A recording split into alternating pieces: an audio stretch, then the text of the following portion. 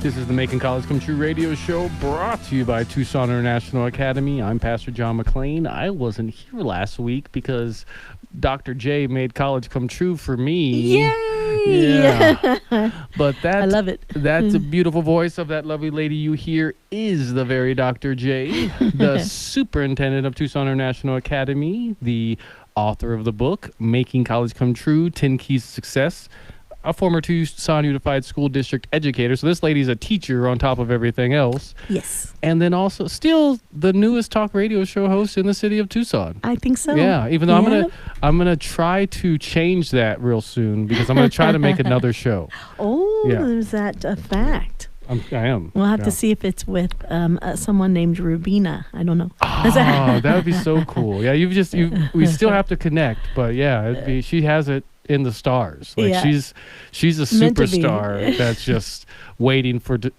that superstar thing to come along for her to do it. Yeah, so, you're right. I'm excited for her. If I get to be part of that shine, that'd be great. You're already her mom, so yeah. Well, poor thing.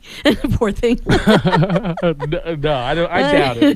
But yeah, even though I do say regularly that you remind me of my mom, and I have my own hang-up, so I'm sure you guys have your thing too. Yeah. Of course. Every relationship. Yeah. But we have one of our back here in studio with us, and Jenette. Welcome back. Yay, Great Jenette. to be back. Yeah. Jenette Cannon. She's an educator for like 30 some years, I think, and definitely worked with TIA for what's the real count? How many years is this for you? 16 years. 16.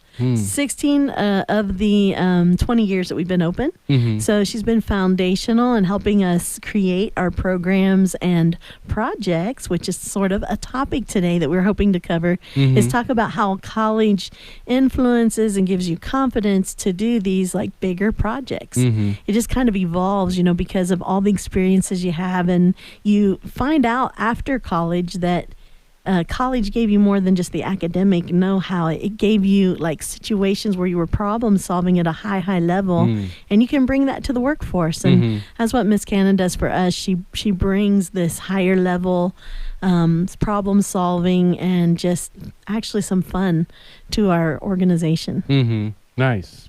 Yeah, and I guess kind of just to start off the conversation of like how college gave you the confidence or gave you the know-how, gave you the wherewithal to do projects. How do you think that's applied to your life, Jenette? Well, I would just always love school and college. I always loved studying, and other kids would ask me to help them study for tests and stuff, and I would tutor them. And Nice. So I just always loved being a student and learning and presenting. And what about, like, maybe even in your early years after college, what are some projects that you took on that you may have not even had the confidence or courage to do otherwise? Well, with the TIA helping start the Title I program and the EEL programs, those have been huge in a kind of ongoing and evolving process. And Explain this to us a little more. Well, way back in the beginning, helping Dr. J, write the policies and whatnot. I hadn't done that before, so that was a new experience. Yeah, the government side of education is a whole nother animal, but you sort of understand it after you have some experience. And she brought with her, 9 or 10 years of experience before she came. And then when I worked with DODEA, we went through the NCA accreditation, and I was head of the protocol committee, so I had to help organize the people who came in and who's bringing what, and that kind of the PR type organizer. So that was a big, huge project. And really well. Getting certified is like a huge undertaking for many large districts. I mean, certification process refines all of your systems and your procedures. And with charter schools, you kind of have gone through that already because you don't get approved to have a contract with the state of Arizona if you don't have approved systems. So it's kind of like they do it up front with charter schools, but districts, they're long standing. They've been alive for 100 years, and so you have to constantly refine. And I think that the certification process that districts go through is very helpful. But it is a lot of work, but it's very, like, you got a lot out of it, right? Yes, definitely. Yeah. And a lot of our systems we have at TIA kind of reflect on that type of system that we've incorporated. I mean, we've incorporated lots of different systems within TIA that I've helped be a part of. Nice. Nice. And I guess I definitely, this is be fun. I extend that same question to you, Dr. J. What have been some projects that you've taken on, particularly, right out of college, or, in, master's program, or in that time period, that maybe you wouldn't ever if you hadn't have gained the skills or the knowledge that you did in college?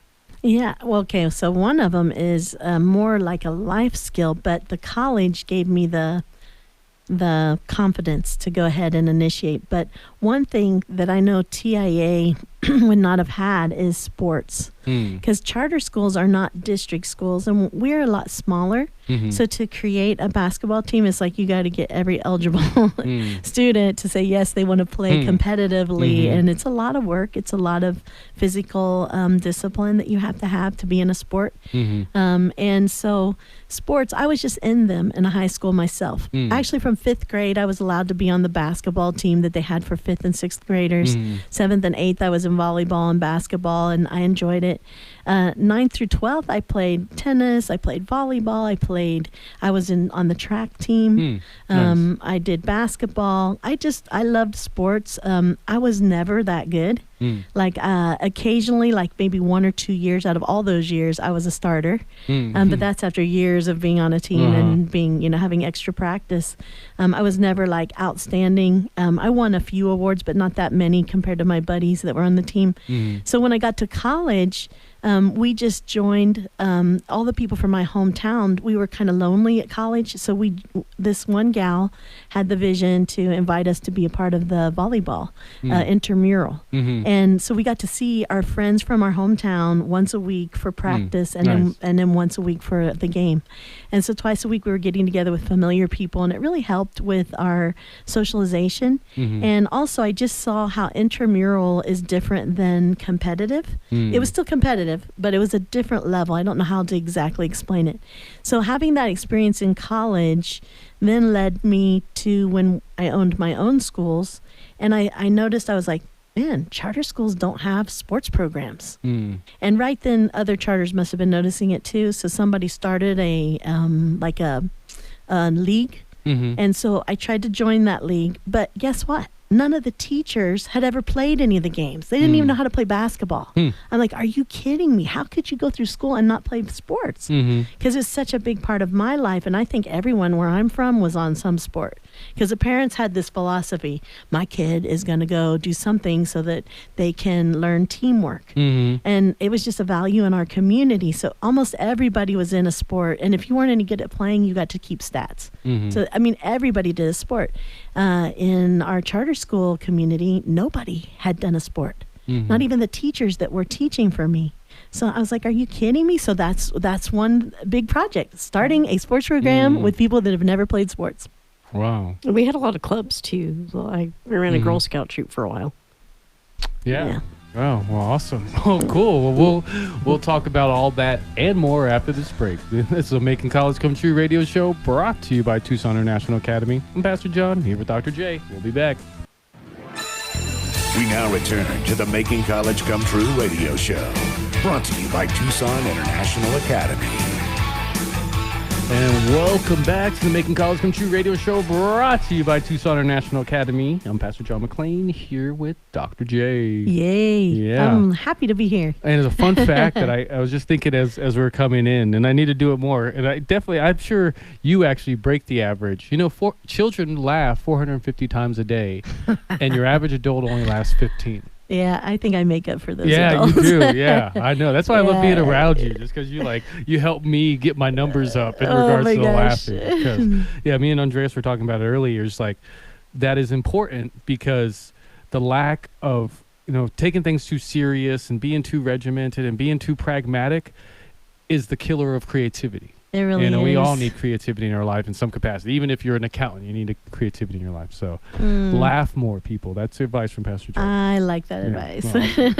But during the break, we were talking about some cool stuff. Definitely something that, I look forward to hearing all about and sharing all the cool stuff that you can do in college outside of just the college and having a bigger brain. And I'm not talking about the keggers and that stuff. I guess that exists too. Yeah. But you were telling us a cool little story about very, unlikely position you found yourself in college and a cool role you got to fill because of it.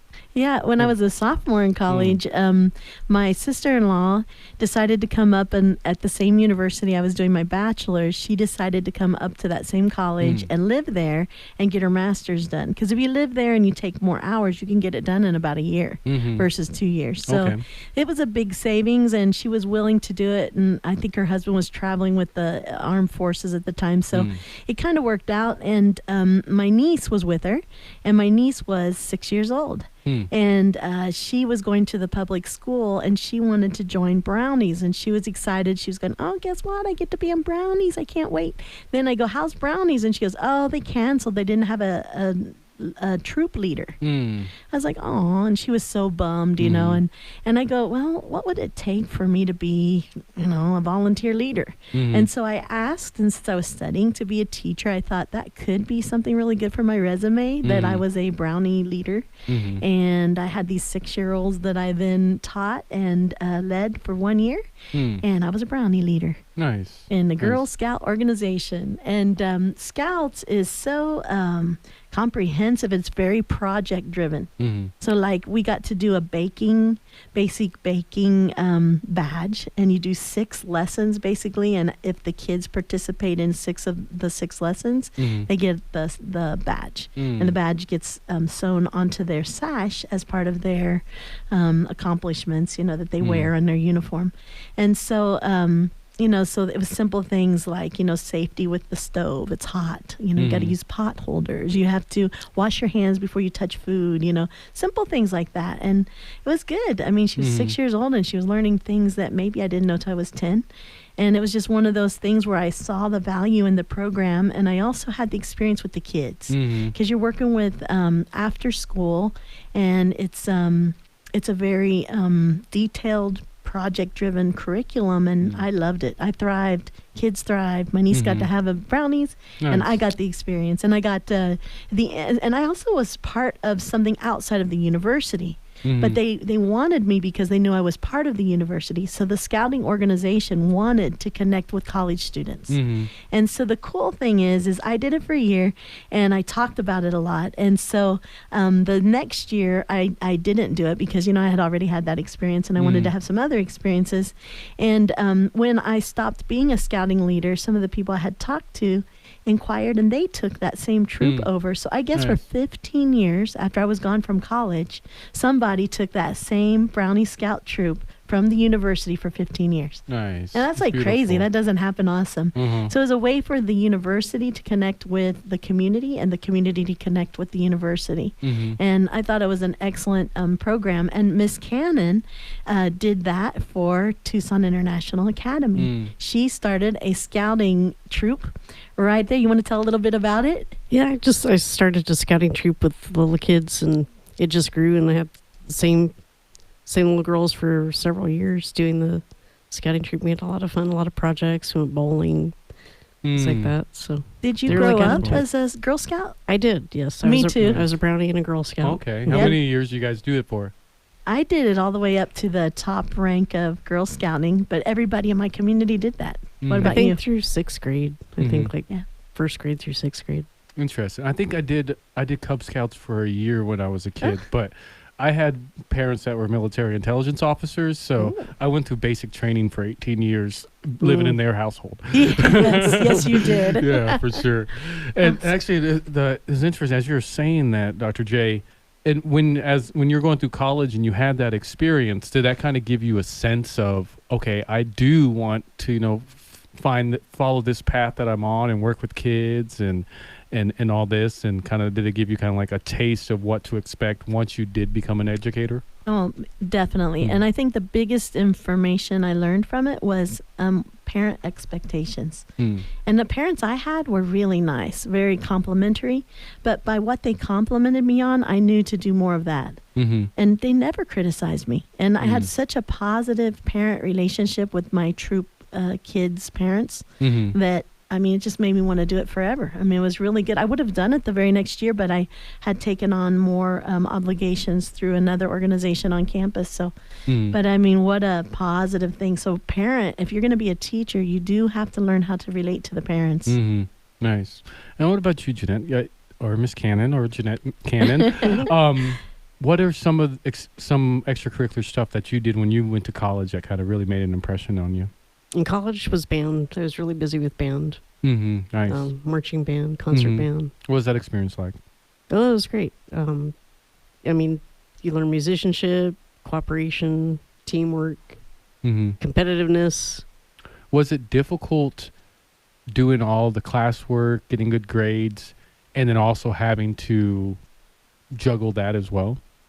Not as long as you organize yourself and, make sure you have a timeline of and prioritize what needs to be done when. It's definitely doable, and it's definitely a big part of the college experience too. Yeah, I'm glad you mentioned that, because right before we started, me and Dr. J were just talking about just in my experience going back to college now, how it's just like 99% of success and failure in school and outside of school is time management. Right. I would agree. That is so true. Yeah, I mean, I hate to admit that it's true, because we just want to do what we want to do when we want to do it. We also want to do what we feel like, when you feel tired, you don't want to jump right on that thing you need to do.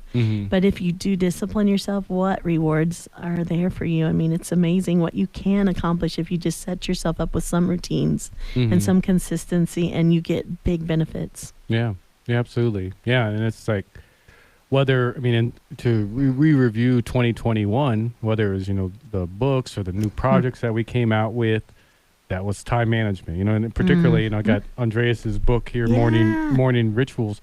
As soon as I changed my morning ritual, and every morning I woke up and I went on a walk and meditated and prayed and read and wrote, my life changed. And not saying my life was bad before that. I did it all right. I helped people, But then once you really structure things and get it tuned in, man, the way you see the world open up for you is mind blowing. It is, because you're so capable, and you don't understand the momentum you're creating in your life when you do some regimentation. I don't think you should do all regimentation. That's no fun. But if you have basic things set up, oh my gosh, they'll serve you forever. You can do then the fun stuff so much more free, because you've already taken care of the things you have to do because you have a regimen. Yeah, for sure. Yeah. Well, awesome. Well, we're gonna talk more about college, I'm guessing, after this break. This is the Making College Come True radio show, brought to you by the Tucson International Academy, 4 different campuses around Tucson. So go to TucsonInternationalAcademy.com today to register your kid and make college come true for them. Yes. We now return to the Making College Come True radio show, brought to you by Tucson International Academy. Hello, welcome back. I hope you guys went potty, got some snacks. I hope you feel good. This is the Making College Come True radio show, brought to you by Tucson International Academy. I'm Pastor John McLean, here with Dr. Jennifer Herrera. I can say that really well now. You're I'm taking doing Spanish. Look at you. Yeah. Oh, español. Español. Qué bueno. Yo tengo clase de español, sí. Enough to be dangerous. Yeah, that's it. Yeah, enough to not get lost in Mexico, and that's about it. but yeah, we also have Miss Jenette Cannon. She is the English language aficionado de Tucson International Academy. Cierto. And she's here in studio with us to talk about, you guessed it, college. And before we went into the break, we were talking about my observation, which, at least definitely something I'm seeing now and going back to school, is not only how important time management is, but it's about maybe one of the most important things that you can consider. And that's not only for college, but just your life in general. If you want to reach a goal, look at your time management skills first, Mm-hmm. and then move on to the move on to that. So, but definitely something I wanted to ask Dr. J, who's like a doctor of this information, and we have Jenette Cannon, who's also very smart herself. What are some tips that you guys have for someone either going into college or someone that's, newly in college, on how they can ensure that they're successful and make it to the end? Yeah, if you're going to go into college, there's certain disciplines. We were talking about what you have regimented in your personal life serves you or doesn't serve you later in life. So never think of your elementary days, your middle school, high school days as, oh, I was just a kid. No, you are actually building the foundational framework for how you will function for the rest of your life. So my parents were dogmatic about getting us everywhere on time. And at the time, I used to fight with them oh, right, I'm ready. I would be a difficult maybe child because I didn't like transitions. If you have a little attention deficit disorder, you don't like to disengage and then re-engage. And I didn't realize why that was, but that is still an issue for me. I mean, it's hard for me to stop one thing to go do another because I really like what I'm doing. I like to focus so intensely and I don't want to stop. But you have to stop. So think of gaming. I mean, who wants to stop gaming? Getting your kid out the door if they're gaming before school is probably a nightmare. Yeah. So don't let them game. It's just things like that, putting a discipline in place. So time management is really discipline, disciplining yourself, and then maybe you have to work out rewards and consequences for yourself. It's just like when you eat too much, if you're trying to lose weight, but you haven't followed your regimen, then maybe you have to suffer a couple of days of a much more strict diet to get back on track. I mean, we've all probably done that before. As kids, getting to school on time is a huge issue. I cannot tell you how many kids are late. And it's not usually the kids' fault, it's the parents. So parents, what I would say to you is if you are taking your child places late because you worked a night shift or whatever excuse you've allowed, I would encourage you kindly, from my heart, I say, I know it's hard and I know what you parents go through, but it is really harming your child to build these kinds of patterns into their life where they're late all the time. It makes them uncomfortable. The teacher's upset. They've now missed things. They've disrupted class. And when you go to college, we had professors who would close the door. And if you weren't inside, it was locked and they would not open it for you. You were locked out for the entire hour or 2 hours, depending on how long your class was. And for me, at first, I thought that was so evil. But after a while, I understood it. And I was so glad that the professors did not put up with that, because in high school, of course, we saw all kinds of lateness and things. As a child, I saw it, and I see it now today in my own high schools. Parents and kids have a hard time getting where they need to be on time. I personally have a hard time getting to where I need to be. I didn't want to say it, but it's true. It really is, and it's something I always have to stay on top of. I have to motivate myself, and when I'm not getting somewhere, I have to say, well, is it an issue subconsciously that I don't want to be there? Usually it's not. It's usually just I'm overly committed to something I don't like, and so I have to let things go so that I can make room for the things I want. And I think that's the life lesson of college. You have all this opportunity. You can do all kinds of fun stuff. You can be on the volleyball team. You can be in a sorority or fraternity. You can be part of the student government. You can do things in your hall, the dormitory. There's all kinds of things to be a part of, and they're all fun. But you cannot do them all. So you learn real quick, oh my God, I'm not getting anything done. Now I'm getting an F in my chemistry class. I better do something about that. You have to let some things go. You have to prioritize. Prioritization, having 20 years of working with administrators in our schools, prioritization is not a skill America does well. That's what I can say. And I have to constantly help them prioritize what's more important. And, payroll's kind of important, so thank God I have a person with payroll who's awesome and understands that. Yeah. Imagine if we didn't. Oh, sorry, your check is going to be late because we didn't prioritize it. You have to prioritize, and you have to do that even for yourself personally. Nice. And what about you, Miss Cannon? What's some tips you have for the eager listeners out there? Calendaring, definitely. That helps a lot. Mark everything. I have to for myself. And now it's electronic, so mark everything on a calendar. Have alerts. I mean, we have all the technology we do today I didn't have in college. There was no cell phone. Yeah. I'm dating myself, but those really important, schedule it. And of course, the professors, when I went to college, you had the whole semester outlined in your syllabus. So, follow it, right? Follow Read it and every follow day it. and say, okay, I know this is coming, so I better prepare for that, study for that. Yes. That's extremely important. I mean, if you can read and you can see the schedule and the professors are bound to those schedules, so they're not usually going to change that, then there's just no excuse. Like you saw it coming. You knew it. Why did you not? So it's the same in school. I know in our high school we have syllabi. I don't know how closely they're followed, and I think that that's something that serves everybody is if you do create a schedule and then stick to it. And plan ahead, definitely. I'm a big plan ahead person. So. Yeah, I know that's definitely in my life. That's what makes the biggest deal. Like if you were to look at my Google Calendar, it's like as soon as I wake up until I go to bed, I have it filled in. And at the first thing in the morning, that's wake up, go on a walk, brush my teeth. It's that regimented. And then throughout the day, I make sure everything. And I even I make time for watch TV, go on hang free time. So it's not when you calendar and when you get regimented, it doesn't have to be unfun. You can plan to have fun. Right. That's the best kind of plan.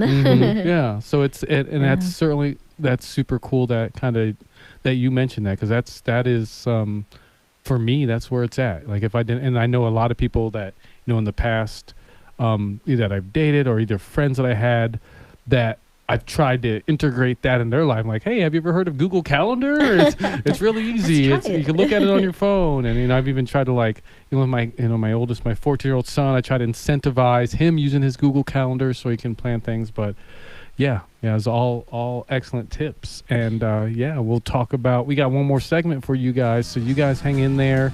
We'll be back right after this break. We've got Jenette Cannon here. She's the English language aficionado, and I'm Pastor John McClain with Dr. J. We now return to the Making College Come True radio show, brought to you by Tucson International Academy. Hello, everybody. Welcome back to Making College Come True radio show, brought to you by Tucson International Academy. We have the most entertaining, excellent segment for you, so I hope you're ready. I'm Pastor John McClain here with Dr. Jennifer Herrera, and I'm guessing future Dr. Jenette Cannon. I don't know. She sure could be, believe me. Being around Dr. J, you never know. She'll definitely convince you to go back to college. She'll convince you to work at TIA. Yes. And I'm guessing in there she tries to convince you to get a PhD as well. But Every I don't know. Now We'll and see. then, We'll see. It's a lot of work. I'm seeing it at home right now. Yes. So it definitely seems like it's very stress-inducing. Yes, it can be. And you better like your subject. Oh, yeah, for sure. Well, cool. Well, we haven't give Jenette as much playtime as we would have liked, but definitely we want to circle on what you do. I mean, you certainly do something super special. Both my parents are Spanish linguists in the military, so seeing other people kind of spread their wings, step out into other languages, and not only did you step out in other languages, but you kind of made you found your specialization within it, and were able to do a lot of cool things because of it. Why don't you tell us about some of those things you've been able to do because you chose that specialization? Yeah, well, now with our global online world, there's all kinds of teaching online platforms, and for 3.5 years, I taught Chinese students in China with VIP Kid. But that was shut down. They no longer allow foreign teachers, but there's other platforms, and VIP Kid's still alive. They're expanding to other countries, but it's really a lot of fun. They give you these wonderful Chinese students, and I had a lot of regular students that I taught for a long time. So and you really taught them English, right? So the whole premise was to teach them English. And I don't know if our listeners realize, but a lot of other countries have after school classes for teaching English. I know in Japan it's common to have a 2-hour English class after you've already been at school for 6 hours. And every kid is kind of they want to go because they want to learn English. So English has a role that it plays in our world, and a lot of countries want it. China, I mean, what a And the cool Chinese thing. students, they all have English at school already too. So that's very important. What's that process like, teaching Online. Chinese children English online? Like, what does that look like? Well, kids of all different ages. I even had 4-year-olds through, teenagers, all different levels. The little ones who didn't know any English. It was a lot of fun. Just have a lot of puppets and and they give you the lesson plan, so it makes it really pretty easy. A lot of visuals, and they have it so you can draw on screen and engage with the student that way.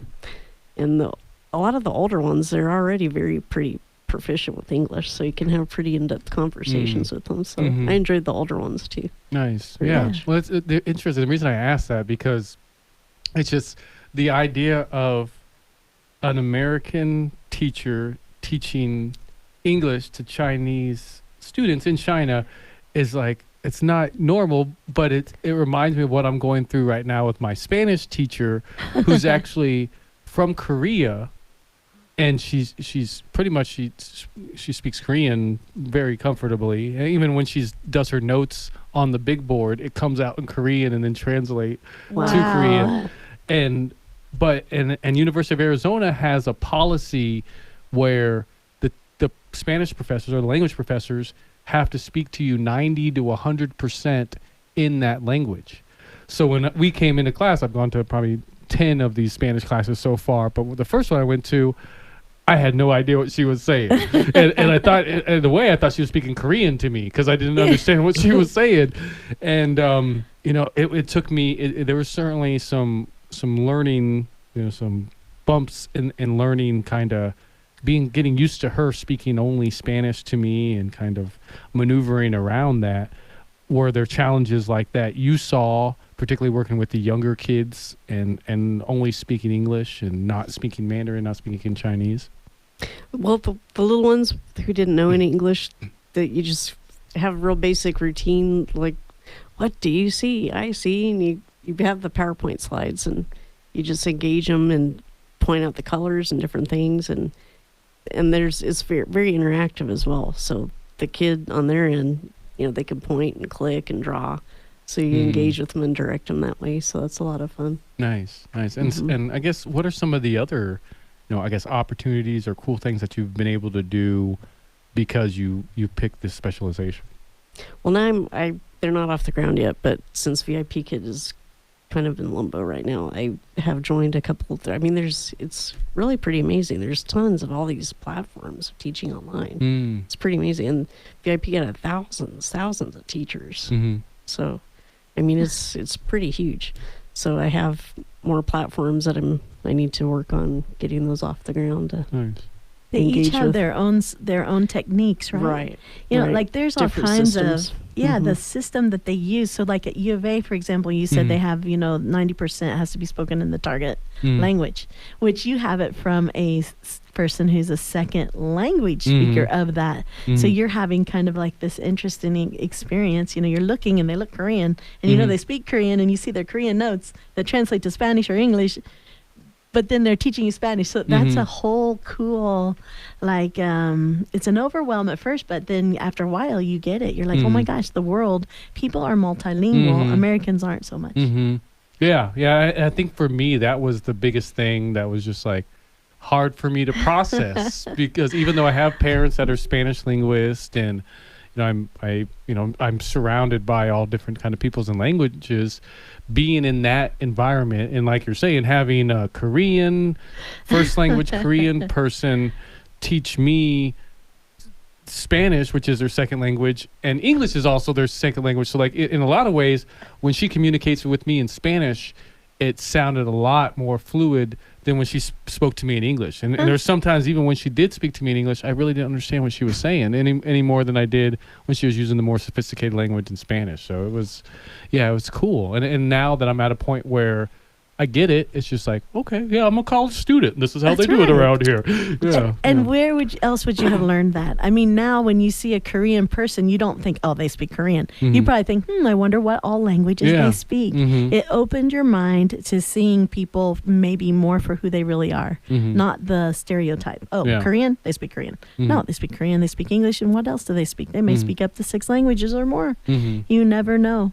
And so I love that about college. That's what college does for you. It gives you extra experiences that you could not have planned, really, like that.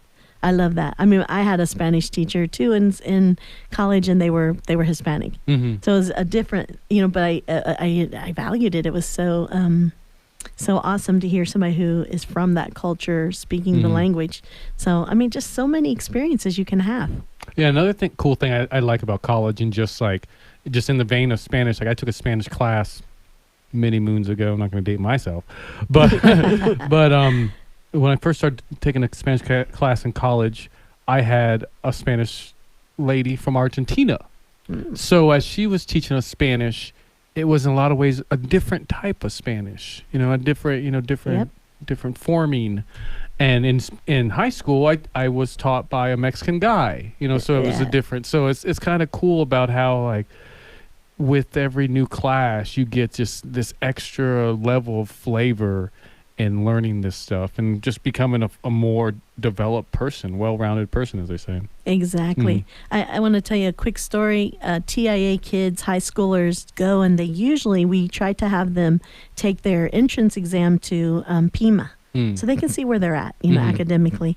And also having that experience of taking a test on campus at Pima. Now you can do it remotely because after COVID, everything's remote. But it was very powerful to be physically there. And they were like, I'm in a college. Oh, my God, I'm taking a test at a college. It was just a mind blower. And while they were in there, they would go into the testing center. And I asked this one guy, I go, how'd it go today for your test? When he got back, he goes, well, let me tell you, it was an experience. And I go, well, tell me, what was your experience? He goes, well, first when I got there, I heard like these other people talking, and it wasn't Spanish and it wasn't English. And that was weird, just knowing there were people from other places in there. And that was weirding him out because he had not been around that. Then he goes, then I sat down, and the guy next to me, I think, was from India, and he smelled different, like spices or something. And he goes, the whole time I was taking my test, I was like, what's that smell? It's him. And he goes, and it wasn't a bad smell. It was just a different smell. And he said, so that was a distraction during my test. And he said, and then I went to talk to somebody, and it was a lady, and she was the one that was going to help me fix my computer because it froze. And he goes, and I called her over, and she had she was Arabic, and she had her whole hair and her mouth covered. So I wasn't sure where to look. Now, of course, after COVID, we can all know where to look, but he was having that experience for the first time. And he said, all these different people, sounds, smells, looks. He said it was just mind blowing, and he liked it. He was so excited. He goes, man, the world is a big place. Yeah, I'd like to think most people, when they're exposed to that stuff, they like it. They love it. Yeah, I want to think most of our prejudice and our discriminations just our lack of knowledge. We just don't know. We just don't have any experience with it. But then once we see it, we're like, oh, that's pretty cool. Yeah. That's how y'all talk and dance, and this is how y'all walk and stuff. Oh, okay. I'm okay with that. Yeah. You see how much alike you are, but there are differences. And the cool thing is you can actually go have those experiences if you want to travel and things. And when they travel, they're going to be a lot more adjusted because they had these little prior experiences. Yeah. Yeah, that's awesome. Yeah, we got about 30 more seconds to kind of kick it around, and definitely, I guess, kind of tell us about I guess your favorite thing you've got to do being the EL director with Tucson International Academy. Well, I really like working with the students and seeing their progress, and kids who they've been taking this yearly state test and they finally test out. So it's a big thing. That's a big hoorah for those kids. I could imagine. And just your part in that. It's almost like you're like a little mini victory for you because you were there, stressing out with them. Right. Just getting to know the students and working with them and their interests and having them write and read about what's meaningful to them. Yeah. Huge. Well, awesome. Well, thank you for coming in with us. Yeah, this was a good one. It's great to talk about all this. Yeah, well, this is the Making College Come True radio show brought to you by Tucson International Academy. I'm Pastor John McClain here with Dr. Jennifer Herrera. We'll catch you next week.